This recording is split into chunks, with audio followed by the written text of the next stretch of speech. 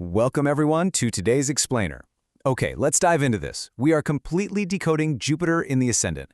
We're going to be unpacking the real mechanics behind the wisdom, the luck, and yes, the grounded reality tied to what is easily one of the most highly regarded configurations in astrological study.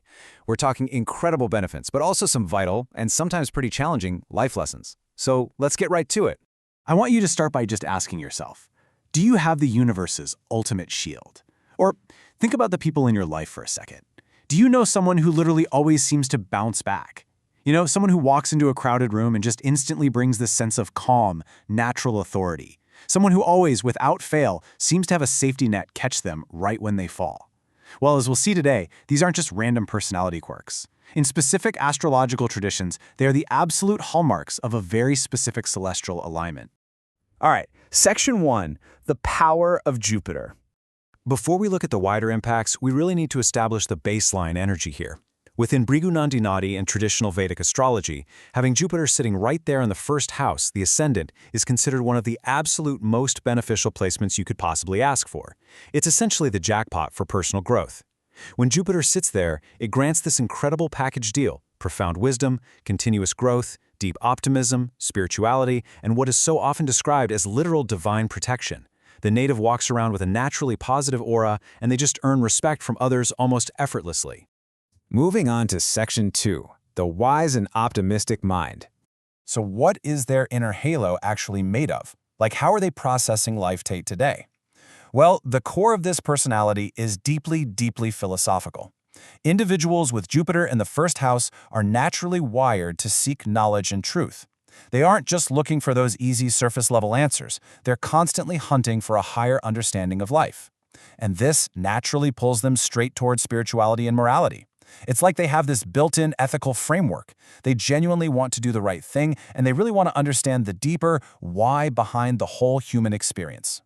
And because they hold on to that higher perspective, they possess a truly remarkable resilience. There's this fantastic quote directly from the source material that says, "Even after failures, the native usually maintains hope, faith, and belief in future improvement." I mean, think about how powerful that is. Everyone fails, that's just life. But for someone with Jupiter in the ascendant, their incredibly optimistic mindset allows them to look at a devastating setback, process it, and almost immediately regain their faith that tomorrow is going to be better. They are uniquely equipped to bounce back purely because their internal baseline is rooted in hope. Naturally, this insatiable curiosity and inherent optimism direct their attention towards specific fields of learning. And this brilliantly illustrates where these individuals find their flow state.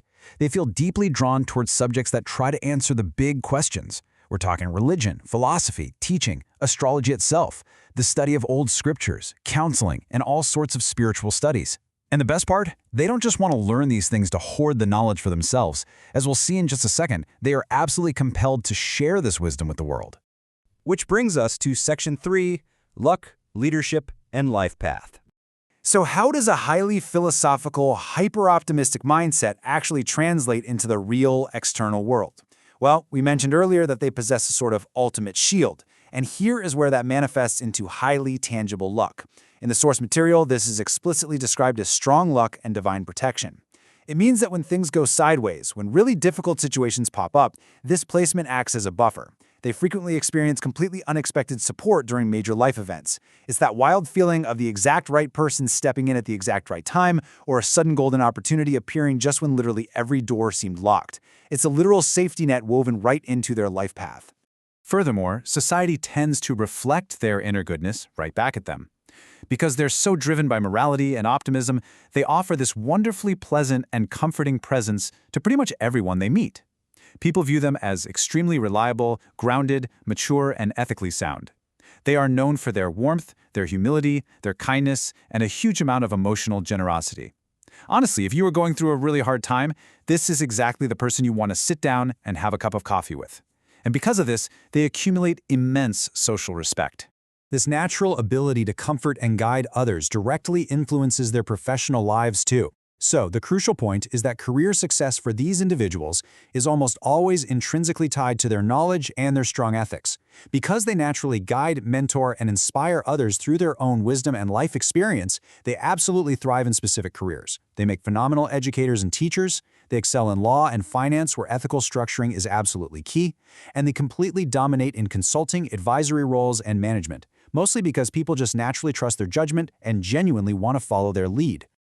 Let's pivot a bit for Section 4, Physical and Spiritual Lessons. Now look, no astrological chart is purely sunshine without a little bit of rain, right?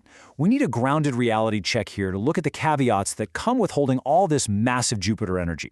On a very physical level, Jupiter is the planet of expansion, period. So when it sits in the house of the physical body, it can literally expand the physical body. The source text notes that this placement can sometimes create tendencies toward overeating and general comfort-seeking behavior.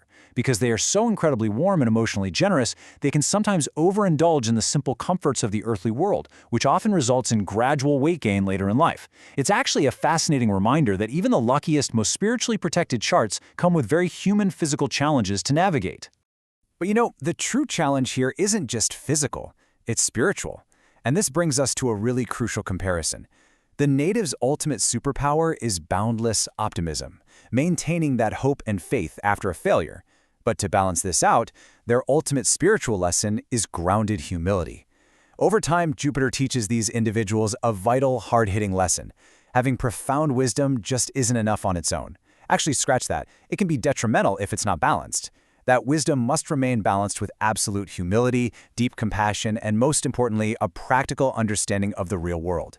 They have to learn not to let their high-minded, lofty philosophy disconnect them from the everyday, gritty realities of the exact people they are trying to help. Finally, let's look at Section 5, Reading the Deeper Chart. While everything we've discussed so far lays a great foundation, traditional Vedic astrology and Bhrigu Nadi Nadi rely on complex layers to really get the full picture. Now, what's really interesting about this slide is the mechanics that actually modify all those wonderful predictions we just went over. It's like a giant puzzle. The results of Jupiter in the first house depend strongly on 4 advanced variables. First, the sign placement, like which specific zodiac sign is Jupiter sitting in. Second, conjunctions. Is Jupiter sharing that first house with Rahu, Saturn, the Moon, or maybe Venus? Each of those will drastically alter the exact flavor of the wisdom and luck. Third, aspects. Are there beneficial or malefic planets looking at or influencing Jupiter from other parts of the chart? And lastly, the house conditions. The astrologer has to check the state of the 9th and 5th houses to see the complete overall picture of the person's spiritual and intellectual merit. It is a highly intricate, brilliant system. Which brings us to our final thought for this explainer. Whether you personally have this specific placement or you simply recognize these amazing qualities in someone you really admire, the core themes of Jupiter are universal to all of us. It leaves us with a pretty powerful question. How are you using your own wisdom and luck? Are you actively seeking a higher truth? Are you using your natural optimism to act as a comforting presence for the people around you? And most importantly, are you making sure to balance your knowledge with grounded humility? It's a whole lot to think about. And honestly, it's exactly the kind of deep reflection this fascinating astrological system is designed to inspire. Keep exploring, keep learning, and I'll see you next time.